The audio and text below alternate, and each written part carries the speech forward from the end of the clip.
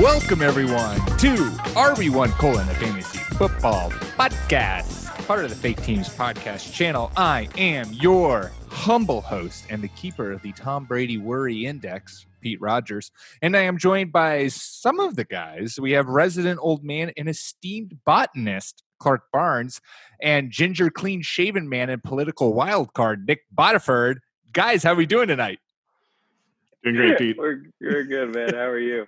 I am good. Clark, not only are you a botanist, though, you let us know, you're also becoming a duck owner. So I guess you decided that you had to one-up us all. Now that we each have one pet, you had to be like, well, got to get more pets to be the superior pet owner on the pod. Yeah, I'm excited. We went to the old Tractor Supply just to look around, and they had chickens and ducks. And I don't know if you've ever seen little chickens or ducks, but they are freaking cute. So we're getting ducks.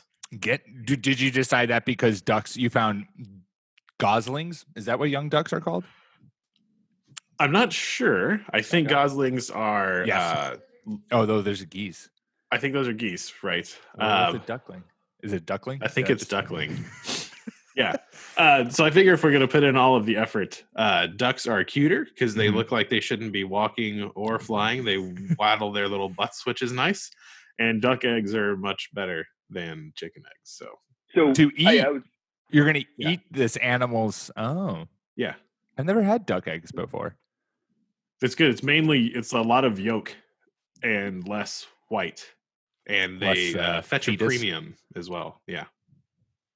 That is super fascinating. I was wondering if you were going to share whether or not you would be harvesting anything from them, or if they were just your friends. Oh yeah. No, so I'm a city person, so I'm sure they're going to be incredibly pampered, but I am also going to enjoy the harvest. Yeah. How often do they lay? I think it's about once a day once they get of age. So the average for these guys is like 280 a year.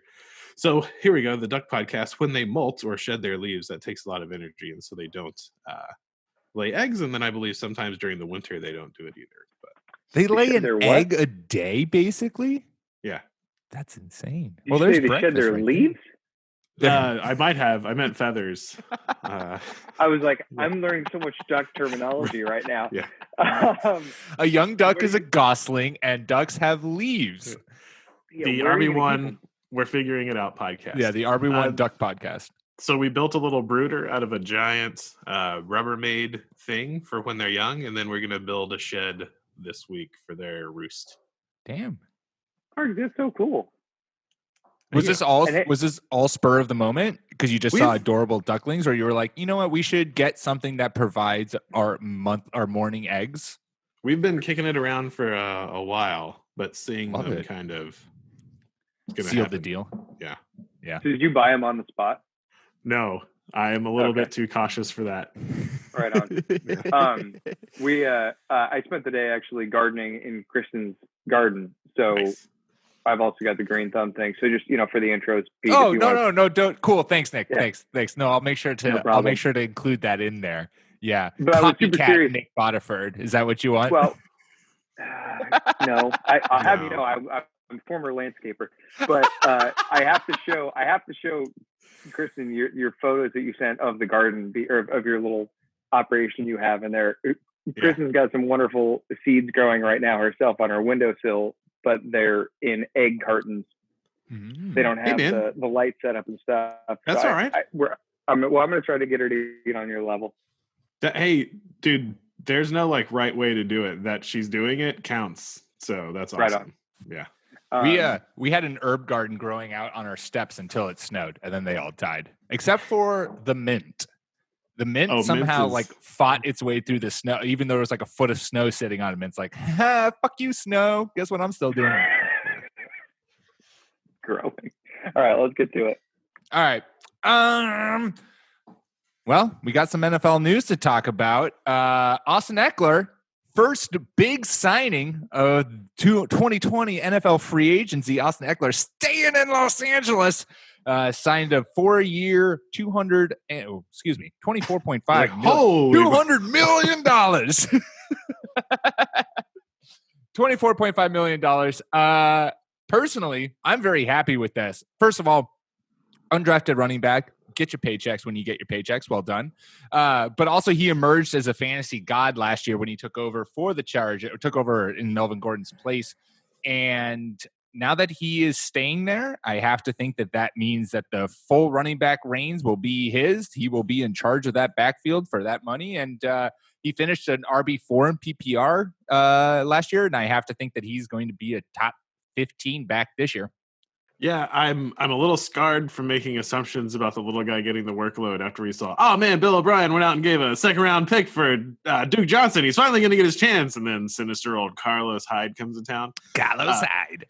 But I do like Ekeler. The Chargers don't pay no one, but when they pay someone, they do generally seem to feature them. They're happy to let guys walk. So signing Ekeler, I think, is a really good sign for his fantasy value. The Chargers, though, boy, it might be a rough year in Los Angeles. So at first, when I saw this, I was so pumped. It was like, right on, you guys made the decision. You did not pay a running back in Melvin Gordon. And it took me like a day to be like, wait, no, fuck, they paid a running back. God damn, it was just, I was so caught up in them on the idea of them not giving money to Melvin Gordon. I was like, all right, this is awesome. And then, they get $6 million a year, which isn't crazy, but that's a lot. Yeah, except for the fact, I mean, Austin Ekeler, like, he certainly earned that contract. I mean, he became, if not one of the best receiving backs in the NFL last year. Normally people think of Alvin Kamara, but Ekeler certainly did a lot more than Alvin Kamara last year from a stat perspective, and just from he was the number one weapon more or less on that offense. And what is it? His third or fourth year, the undrafted free agent guys get to big boy contracts a lot faster.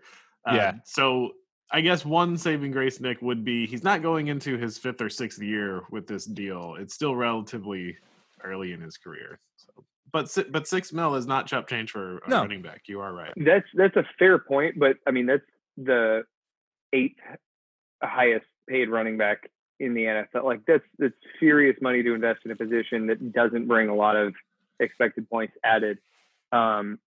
He brings a lot of fantasy value, Nick. You need to keep fantasy valuable players around on your team. Now you're making sense.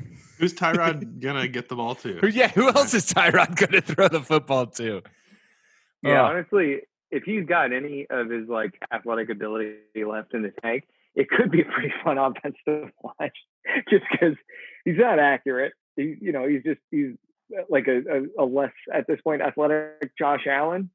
And it could be fun, just hucking bombs to Ekeler. Well, he's better quarterback than Josh Allen, but it's not. But not by a ton. Certainly, I don't think he is at this point, and I don't know if he ever was as good as Josh Allen has shown he can be. It's all whatever theoretical, I guess, the situation. Whatever the theoretical situation is that we're going to try to figure out here, I would take Josh Allen right now over Tyrod Taylor. Well, sure. Yeah. But I would take Tyrod Taylor 5 years ago over Josh Allen 5 years ago. I don't know if I would. That's interesting. Anyway, Josh Allen wasn't in the league 5 years ago. I'm happy for him. It doesn't matter for the Chargers anyways, because Tom Brady is starting a new film production company in Hollywood, which basically means he's going to LA. So the Tom Brady worry index is at code red right now. Tom Brady's going to play for the Raiders, as I've stated on the podcast months ago. So. Jared Goff is getting ousted. Everyone thinks it's Jimmy G who's going to get ousted in California, but it's actually Jared Goff. So, hey, real quick, we're going to move on from this, but I'm looking at the top 10 paid running backs list right now. If we bring the Ekeler contract into the fold, as far as average value per year goes, you know who number 11 is? Duke Johnson. What the hell? Why? God, Bill O'Brien, if you're going to pay someone, so this is with the logic we were just talking about, like if you're going to pay somebody, hopefully you use him, but don't you dare speak ill of GM Bill O'Brien. The man is a god. He can do no wrong. I'm going to hate draft season so much for the next 3 years because of freaking Bill O'Brien. Oh, I'm so excited. I'm so excited. I'm so sorry. This would have been a really nice segue, but Nick steered us astray. We were talking about the Rams, and then Nick started talking about the Texans, and now it's a terrible transition. But the Rams unveiled their new logo, which looks like a Chargers logo / the letters LA with a Trump comb over. It blows my mind that teams with all of the resources and money they have, that this kind of shit happens where they just can't make good jerseys or they just can't make a good logo. It's like, come on, what are we doing here? There are people on Twitter who mock up jerseys that look incredible. Like, just hire them and have them go crazy. Why are we having analog clocks or whatever, digital clock numbers? Why are we having this like lightning bolt hairdo on the LA as it's supposed to be a ram horn? It just is not good. So let's fix that LA. Yeah, I just looked at it. Doesn't look great, Pete. That's not good. It's not like what was the thought process there? I would love to hear the thought process behind this is the logo that we're going to move forward with. Wait, is this the Rams or the Chargers? Exactly. That's never a good thing when when you've both moved to a new city, when you're both moving to LA, trying to win LA over. The worst possible thing you can do is make your new logo look like a logo for the team that you're competing for in the city. It's like if the Clippers redesigned their logos to be the Lakers logo, just said Clippers on it. It's not a good look. So it looks like they're walking it back, though. Are they? Because they realized that it was terrible? Is this a Sonic the Hedgehog thing? I think so, yeah. So I'm wondering if they let fans decide, because I think the last time that sticks out in my memory that fans got to decide something, we ended up with the Houston Texans as a name. Maybe this is like the most popular design that a bunch of idiots decided would be good. It's funny. I can't unsee the Trump come right. over. As soon as you see it, it's there forever. That's all you're going to see now. How fitting that it's a California team. I bet that's making Californians very happy. Very happy. At some point in our future, when we become a multi-dimensional platform, podcast, TV show, book writing company where people just pay us a lot of money to hear our opinions, we'll do a deep dive anthology in the creation of the Houston Texans and settling on the name Texans to name a football team. I feel like there's got to be a lot there to discuss that. I feel like there's a lot to unpack there. Sorry, LA. Hopefully they will realize their mistake and back off of it. I always like to tell people don't be afraid to fail. But once you recognize that you have failed, you should try something else. Don't continue to fail over and over. Tampa Bay Buccaneers, if you're listening right now, don't fail on these new jerseys that you're unveiling in April. They just need to go back to the 80s. Just go do the creamsicles. Their old school logo. Creamsicles. It's so sick. That's all you need to do. All you need to do, Tampa. Finally, in the NFL news, Amari Cooper wants to be a Cowboy for life, or at least the rest of his life since he started the NFL with the Raiders, which he's forgotten about. But so I don't want to do contract negotiations through the media talk. You guys go ahead. But we are the media, Clark. We have. I know. But there's three of us, so you guys take this one. I mean, there's nothing to say. Is Amari Cooper actually going to remain a Dallas Cowboy? I doubt it. So, sorry, Amari. Dreams don't come true. If they let him go, that is criminal mismanagement of their resources. But would you expect anything less from Jerry? Yeah, they made me believe with Kellen Moore, man. Jerry made the mistake of not just paying Dak at the beginning of the season, so now they're going to franchise Dak, and then you're going to what are you going to do? You're going to give Amari Cooper the biggest wide receiver contract in NFL history, and then basically you're in exact the same kind of cap hell where all of your money is allocated to the offense. You're losing Byron Jones that way, and you're going to, what are we doing here, people? What are we doing here, Becca? What are we doing here? Becca's unpacking all of these packages she got in the mail right next to me. Just rudely we're stopping all over here this podcast. On the RB1 podcast. We're professionals. We are professionals. We'll fight through this pain. Yeah. Oh, my goodness. Some people. I don't know. I feel like Amari's going to stay and they are going to tag Dak. I think a lot of the cap stuff in the NFL is smoke and mirrors and magic. The Cowboys are one of the few teams that do spend the cap space. They're not like these other sneaky little teams like the Colts that never spend any money on anyone and still make millions of dollars and crap out a bad product when their magical quarterback retires unexpectedly.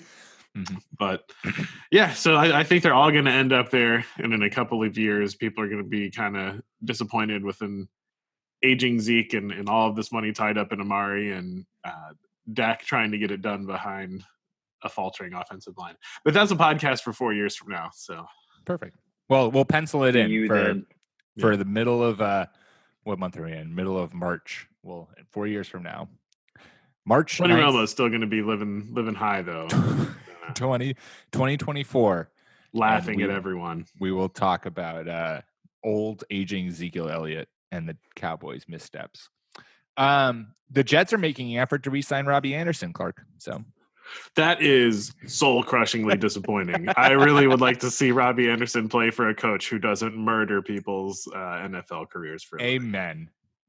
Cheers to that. Who's that? Which team? The Jets, Robbie Anderson, Adam Gase. They're trying to sign him? Yeah, they're trying to retain the production of Robbie Anderson. Dude, he's a baller. His yards per route runner are up there. He is so good. Yep. And he would be really good on a team not in New York run by Adam Gase.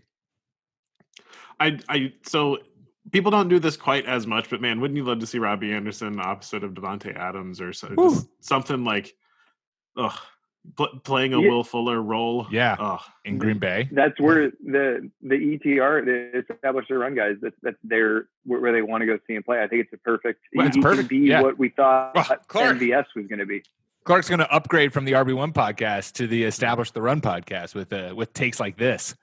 It was just such a good take that he just kicked Nick right off the bed. That's disappointing. I really like Robbie Anderson. He a lot of these speed guys are they're just speed guys, and you see them have shaky hands.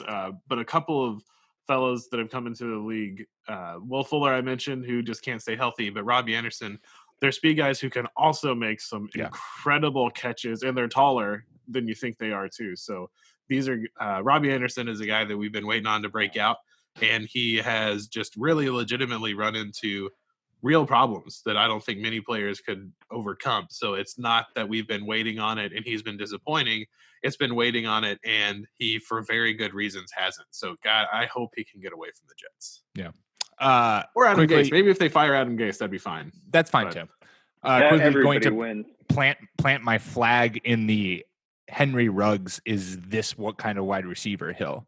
The speedster that Clark just talked about, who has sure hands and is bigger than you think, Henry Ruggs is also that guy. Henry Ruggs is not a burner who's going to be a bust. He is going to be a wide receiver one in this league and could be the first wide receiver off the board. So don't be surprised. I did not realize that Robbie Anderson is 6'3". Oh, damn. That's a big boy. See, he's not like, this isn't disparaging to John Brown, but he's not just John Brown, right? Like he's a big boy. Yeah, he's a big guy. Well, he's 180, but yeah. Hey, I'm 6'3", a svelte 189. It feels better if you say svelte 180. Yeah. Pete, how tall are you? You're how tall am I? 5'10". I'm 6'3". No, you're not. Yeah. You're 6'3"? Yeah. I don't believe you. Yeah. Nope. He's like Boston 6'3", so he's like 5'9". Says it on my license, motherfucker. Yep. No, he is not 6'3". I don't believe it at all. I don't know. So he's marrying a lawyer, and he does sports for a living. So he's got to have something. 6'3", and a donor. Good for you, Pete. Thank you. My organs are pristine. 6'3". Get on my level. World? Yeah. Big boy. No, it makes sense. You're svelte. I had you pegged for like 5'10". You're a strong man. Oh, you're a big, strong man. Stop, you guys. Before I blush my shirt right off with flattery, let's take a quick ad break. All right, we're back, and since we've covered the NFL news, we're gonna turn our attention. It's a fantasy football podcast, so sometimes we should talk fantasy football. Turn our attention to the 2020 fantasy season and talk about some potential bounce-back candidates, some guys who maybe didn't have the greatest 2019 season, either failed to live up to expectations or just kind of haven't really been able to put it together since entering the league or for a couple of years, and we're thinking that they're going to be returning to or entering Fantasy Prime in 2020. Nick, let's start with you. Who is one of your bounce backs for the 2020 season that you are hot on? So I picked some teammates. Do you mind if I knock mine out? Knock them both out then. Cool. So I was thinking for a while about this question. I went back and as I do, was re-listening to some of the Fallout episodes of some Establish the Run stuff, and it's one stat stuck out. And their feed is free for the off season, so everybody should go subscribe. And then everyone should also subscribe to the Fake Teams podcast. Do that too. And so you can listen to fantasy football, basketball, and occasionally baseball. But one thing that really stood out to me was they were one of the top teams in the league. The Browns were one of the top teams in the league scoring on their opening drive. And what that tells you was that Todd Monken all was talking doing a about killer the Browns. job. Probably. Todd Monken was killing it in the game planning, and then Freddie fucking Kitchens would take over and just tank everything. Now, we got him out of there. DePodesta has been given, I can't remember his first name is Paul or John, but anyway, Paul DePodesta. Thank you. Well, I'm thinking of Hillary Clinton's chairman, but anyway, Paul DePodesta, he president, he's been given the reins to the organization. He brought in Andrew Berry, analytically minded man from the Eagles. They hired Kevin Stefanski. Stefanski, he was the offensive coordinator for the Minnesota Vikings.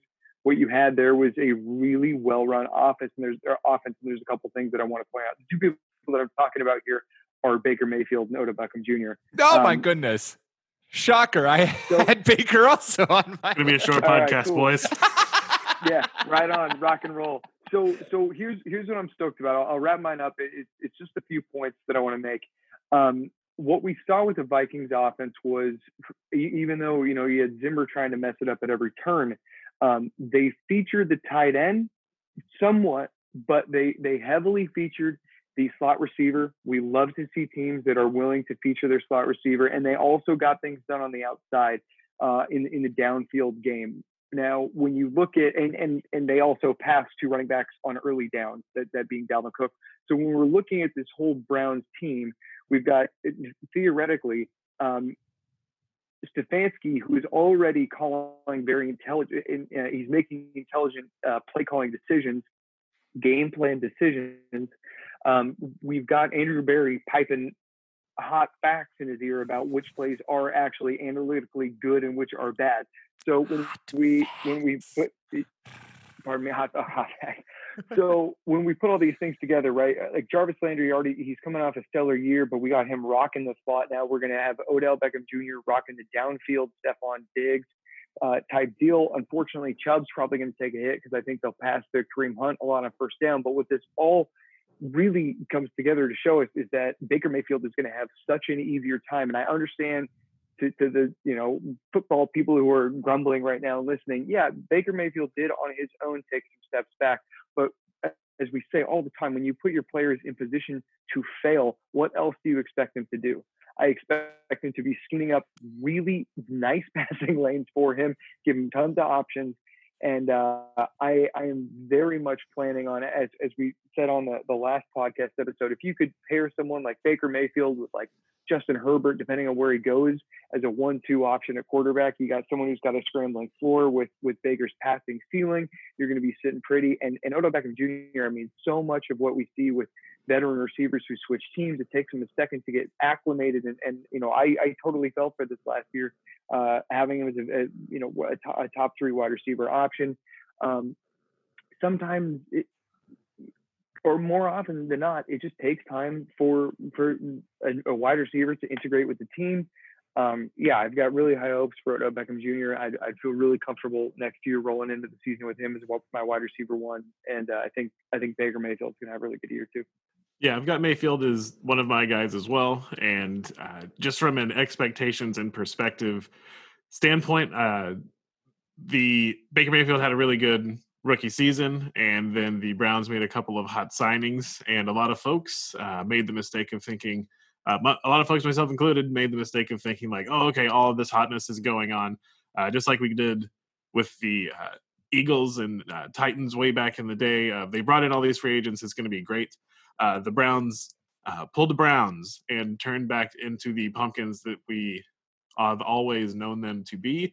And I think the media, to make themselves look better, decided to really pile on, making the season look a little bit worse than it was. I think most of the players going into their second years together, like you mentioned with Odell switching teams, I think that's going to be really good for the Browns. It's an incredibly talented roster that is in desperate need of offensive line help. But with the Vikings angle, is this Vikings fella a Kubiak Shanahan disciple that likes to run inside zone, outside zone? He came from a number of backgrounds, so I'm sure he learned while he was there, but he's not necessarily of that tree. He just showed that, like, hey, I like passing to this slot receiver, and we'll throw running backs early. Okay, I just need to know. It's obviously good. I just need to know if I need to like wildly overcommit and change my pants, because if there's another Kubiak Shanahan style guy running an offense, I know exactly who I'll be drafting in the first few rounds come August. Yeah. Clark, you touched on it too. You touched on their offensive line issues, because that was a big thing for the Browns this year. And I mean, the Washington seems now finally ready to trade Trent Williams. If the Browns have expressed interest in that, if that's something they're going to do. Also, this offensive line class looks really deep, or at the very least, the top kind of 4 or 5 guys seemingly are plug and play guys who are hyper athletic and can really protect on the outside.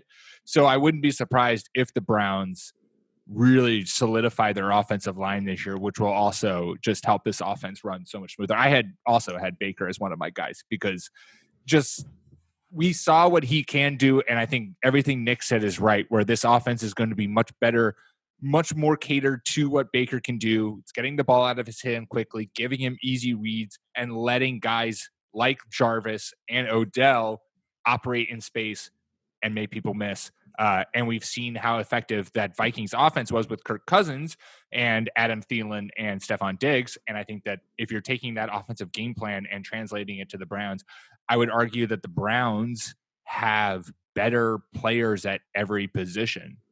And you're taking this game plan that we've seen wildly effective in Minnesota, and if you're transferring it to Cleveland, I would expect even better things to come out of it.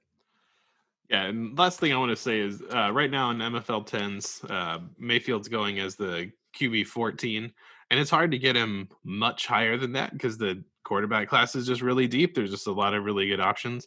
But I think Mayfield has returned to a really high potential upside play instead of last year when you were really, really gambling on taking him early as the hype got out of hand. There will be a lot of people who were burned by him, like my second player, and I think it's going to get you a nice discount on him this year. Clark, who's your second player? My second player is the oft talked about last year on this podcast, Juju Smith-Schuster of the Pittsburgh football playing Steelers.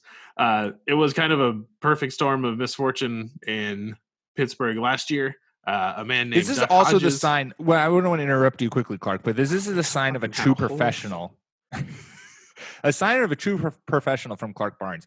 Clark spent all of last year's offseason saying that Juju was going too high. Juju wasn't going to live up to his draft strat, his draft spot. Like, don't take Juju this high. He's not going to be this high.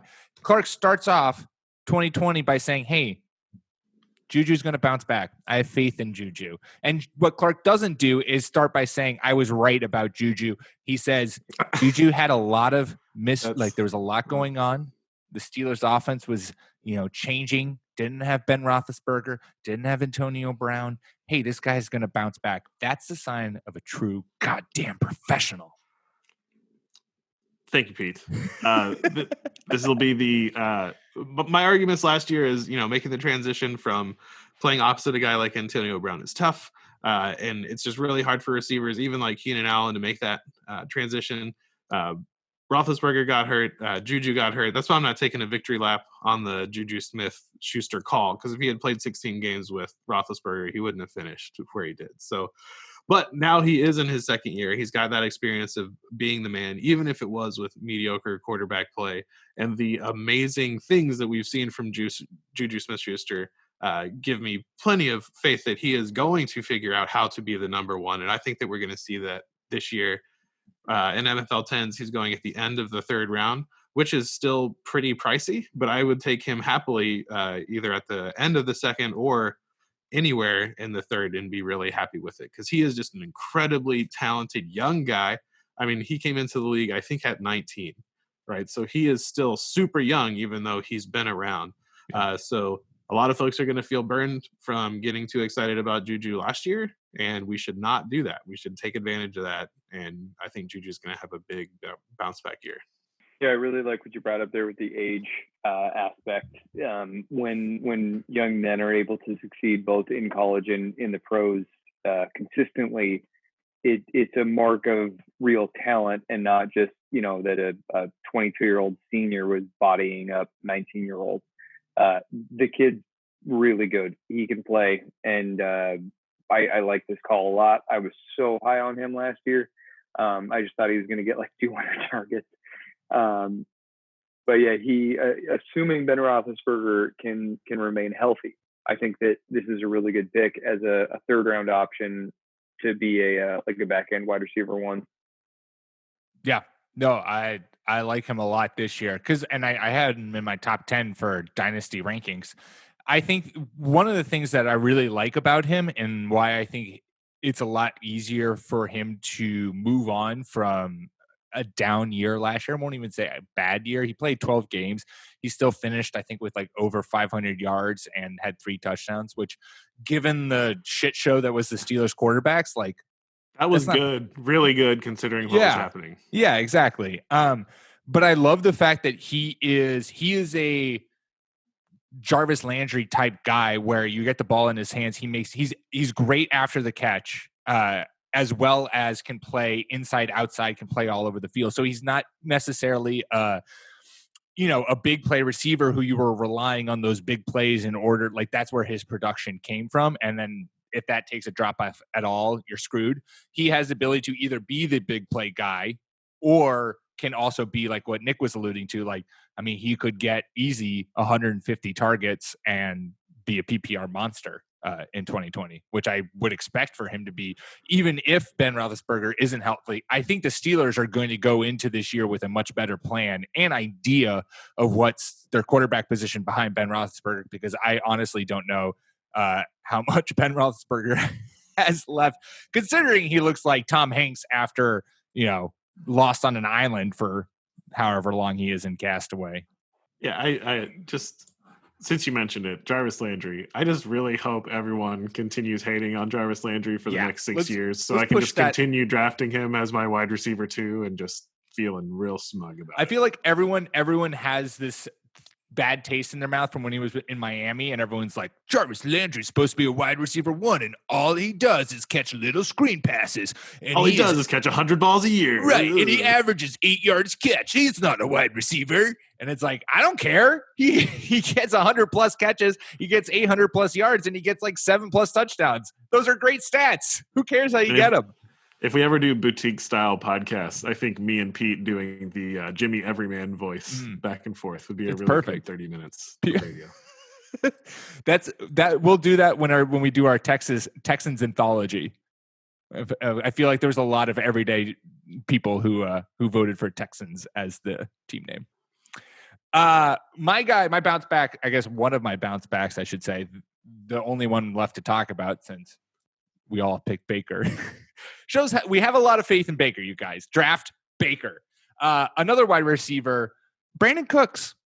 He had a disappointing 2019 season due to injury. He missed 2 games, but mostly I think it was a byproduct of just the Rams offense becoming drastically worse. Their offensive line didn't hold up. Jared Goff wasn't the same. Todd Gurley wasn't the same. Call this too much confidence, too much faith, too much trust in Sean McVay. But I believe in him to reconstruct this offense and to be better prepared for 2020 with defenses figuring them out. And I think that comes with an added emphasis on Cooks. He had less than 100 targets for the first time since his rookie year and the lowest yards per reception in the last 4 years. What you can't forget about after a bad year like this that will leave a sour taste in many fantasy owners' mouths who had him, Cook is 26 years old.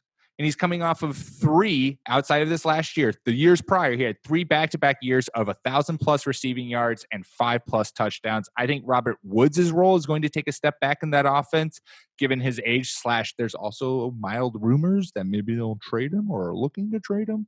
I think that Brandin Cooks is going to have a bigger role in the Rams offense in 2020. And I think we will start to see the 1,000+ receiver that we have seen consistently in his career show up this year. So I'm buying all my Cooks stock right now. Yeah, I was looking through where everybody finished last year, and Cooks came to mind first, and I wrote his name down, and then I saw OBJ and decided to go with the Browns front. I believe Cooks is a really talented receiver. We talked about some receivers who are not just speed demons. He's not just a speed demon, but that is about all he does. Yeah. I think what you have to do here is have faith in McVay to figure out, hey, what he had done his whole coaching career that had gotten him to a Super Bowl and that was incredibly and wildly successful wasn't quite as successful. And I don't expect someone to be able to turn that cruise ship on a dime. But I do think that he's smart enough to figure it out this offseason and come up with some wrinkles. And I think a guy like Brandin Cooks can still be a huge part of that. I don't have much faith in Jared Goff, but he's okay. He is okay. And so for fantasy value, if your quarterback is okay and your head coach is a really smart offensive mind, well, then that spells good for your fantasy future. So I like Cooks as a bounce back candidate. Plus, when Tom Brady signs with the Rams, replacing Jared Goff, we already know what Brandin Cooks and Tom Brady can do together. 1,200 yards and 7 touchdowns. I think I'm on the other side of the fence on this guy, boys. I'm just looking at the current ADPs, and he's going around guys. Not that I'm going to draft Darius Geis, but like Darren Waller, Hunter Henry, A.J. Green, Will Fuller, Hollywood Brown, Terry McLaurin. I don't know what to make of Sean McVay right now. What Adam Levitan always talks about, he calls him like a secret donkey. And I think that there might be something to that. Like we saw, what was it like McVay when he was asked if or why he's now playing Todd Gurley a bunch as the season went on. He was using him sparingly to begin the season, and then 8 weeks in or whatever, he started using him a ton, no matter what the game script was. He said something like, "I stopped being an idiot," and I think I'm sort of forming the opinion that McVay might understand that some concepts he initially brought to Los Angeles really worked because of the people that he studied under. Correct me if I'm wrong here. He's from the Andy Reid tree. Yeah, I think so. So I think he understood that certain things worked, but I sort of question whether or not he understands why they worked. And now that his scheme has been challenged, I'm perhaps skeptical, if just uncertain whether or not he can figure things out now that he's on his own. Because what we saw last season was a bit of a train wreck. So I'm probably not going to end up with Cooks on my roster, because I think with so many mouths to feed there, the emergence of both Gerald Everett and Tyler Higbee, I just don't know if he's going to get more than 50 targets or something on the year. And even then, if they're going to be any good, will just be Hail Marys when they're losing. So I don't know. I think I'm off Cooks for now. I think as we learn more, as we see them practice and that kind of stuff go, as we see more of that, then maybe I'll change my opinion. But right now I'm pretty wary on Cooks. I like that you bring up who he was going around, and you bring up good dissenting points for, I like to look at MFL 10 or Best Ball 10's ADP right now, because mock draft stuff is just stupid. MFL 10 folks, it doesn't mean that you're sharp, but it's people that are paying money to do drafts in March. So there are a lot of guys going before Brandin Cooks that I know I'm just going to have Cooks above. So it's looking, at least early on, like he's going to end up on my team. CeeDee Lamb, Mike Williams, Jerry Jeudy, Jamison Crowder, Darius Slayton.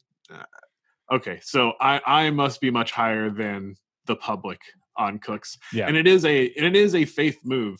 Nick, if things stay the same, you're going to be absolutely right. McVay looked a little lost with a pretty talented roster. He wasn't able to make the team look very good in season. I am the speculative buyer here saying things are going to change. And that doesn't always work out. No, that's a good point. The MFL 10 aspect, I'm just looking at fantasy football calculator. So this is we're close. Aggregate. He's right around where you said, though, because I didn't mention the guys that I like around him, like Clark was very selective with the guys he mentioned. Yeah, right. I wanted to prove my point, not your point. But Emmanuel Sanders, I would even go Cooks over Fuller right now. Just I know Fuller has a much higher ceiling because we've seen just greatness out of Fuller, but I mean, do you really trust him to play 10 games in 2020? That's going to be tough, man. That's going to be studying every single practice report coming out of Houston to figure out what he's doing. Do we think that fingers crossed David Johnson is worth drafting in fantasy in 2020? Talk to me. Tell me why I should not be spending a way too early pick on him. Oh, you said early pick on David Johnson. I feel like he is the clear guy in my mind who I'm like, he's going to bounce back in 2020. But I feel like I've said this also ever since his one good year. And so I'm trying to convince myself otherwise, that it's actually not going to happen and that David Johnson maybe just isn't as good as we think he is. You're betting on a huge change, and that can be tough. I think if David Johnson remains on the Cardinals, that we saw what a relatively healthy David Johnson was worth to his coaching staff, and that was almost nothing. Right now I'm showing him going at the end of the third round, and that's where guys like this go before they either bounce back into the first round and win you your championship, or they start going in the 7th, 8th round, as only the true believers will still draft them after another bad season.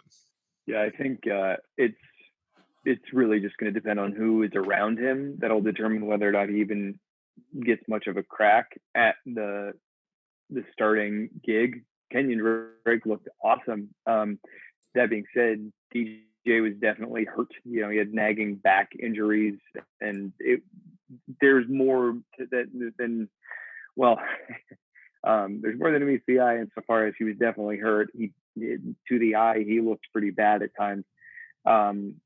This is a very similar answer to Fuller, that we're going to need to see practice reports. We're going to need to see hear from beat writers that we trust, how he looks, and I can tell you right now, I'm not taking him in the third round.